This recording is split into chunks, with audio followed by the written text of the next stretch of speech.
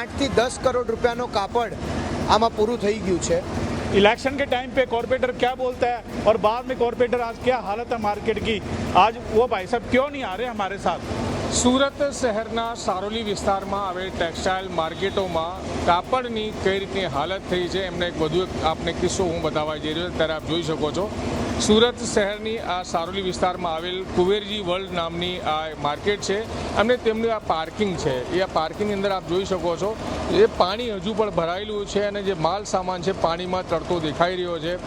જે પાણીના બાટલા હોય કે કાપડના જે પાર્સલ છે તે હોય તમામ વસ્તુ હજુ આમાં અંદર પડી છે, કારણ કે પાણી બહાર નીકાળવાની કોશિશ અત્યારે ચાલી રહી છે।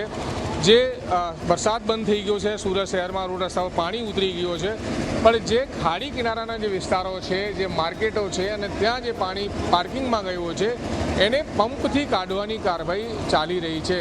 ત્યારે કેટલાક લોકો આપણી સાથે છે અને માર્કેટના માલિક પણ આપણી સાથે એની સાથે વાત કરીશું, જાણવાની કોશિશ કરીશું।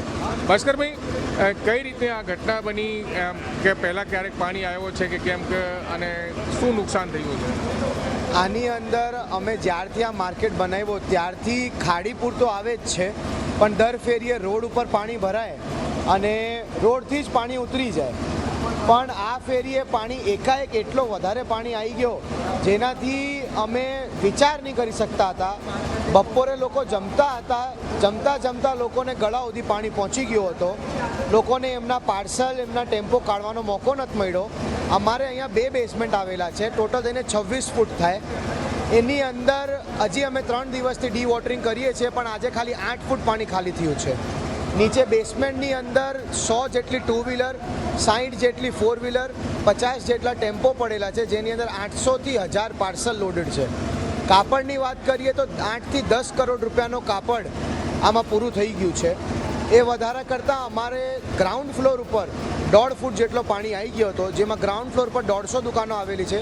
એ 150 દુકાનોની અંદર પૂરેપૂરું પાણી 1.5 ફૂટ સુધી આવી ગયો હતો અને એ વેપારીઓને પણ ખાસો નુકસાન થયું છે। આની અંદર આ પાણી જે કાઢવાની પ્રક્રિયા ચાલી છે, હજુ આમાં કેટલા દિવસ લાગી શકે છે? કેટલા પંપો લગાવવામાં આવ્યા છે?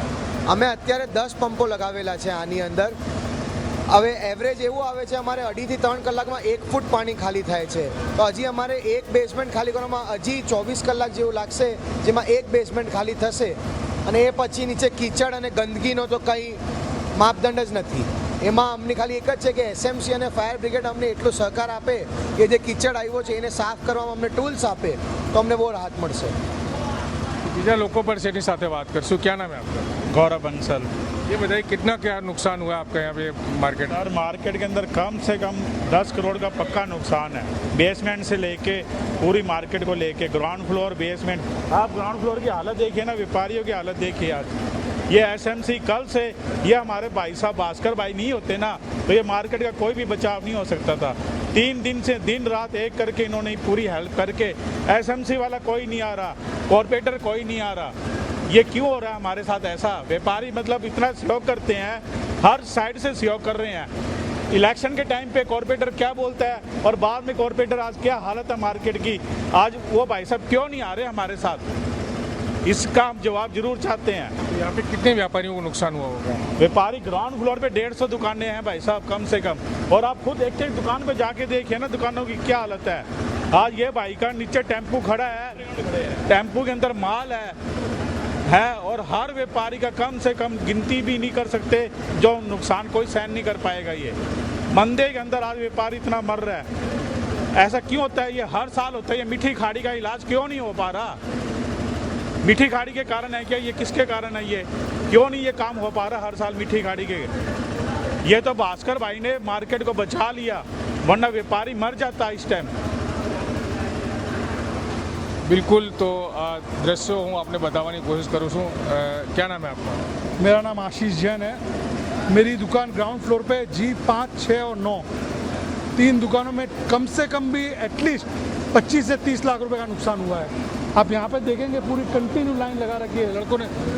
कल मतलब सुबह मेरे को परमिशन मिली है इंश्योरेंस वाले सर्वेयर से, तब से लग के 3 दुकानों में मतलब दम निकल गया। अभी तक साफ सफाई में लगे पड़े हैं, पूरा माल निकालते नीचे पार्सल जमा है, करीबन 20 पार्सल नीचे टेम्पो में अटके हुए हैं और वो अलग नुकसान है।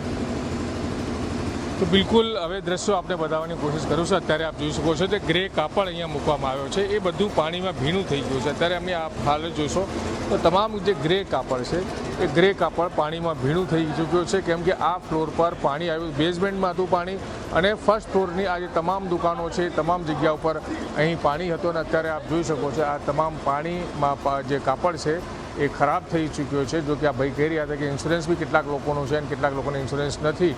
તો આવામાં ઘણી બધી મુશ્કેલીઓનો સામનો જે કાપડના વેપારીઓ કરી રહ્યા છે. આ એક સાઈડની તસવીર હું આપને બતાવી, બીજી દુકાનો છે એની સાથે પણ આપણે દ્રશ્યો બતાવવાની કોશિશ કરીશું કે એ સાઈડમાં કઈ રીતે નુકસાન થયું છે એ પણ હું આપને બતાવવાની કરીશું. શ્રી કુબેરજી વર્લ્ડ નામની ટેક્સટાઇલ માર્કેટ છે, આ ફ્લોર પર પાણી આવી ગયું હતું અને પાણી આવવાથી આ જે કાપડના માર્કેટમાં જે દુકાનદારો છે, જે વેપારીઓ છે, એ તમામ જે કાપડ છે એમનું પલળી ગયું છે. અત્યારે આ દુકાનમાં પણ આપ જોશો તો પાણી જે છે પાણીથી આ કાપડ ખરાબ થઈ ચૂક્યો છે. અને આવા દ્રશ્યો આ તમામ માર્કેટની અંદર જે ગ્રાઉન્ડ ફ્લોર છે એ તમામ દુકાનોની આ જ હાલત છે એ પણ આપ જોઈ શકો છો.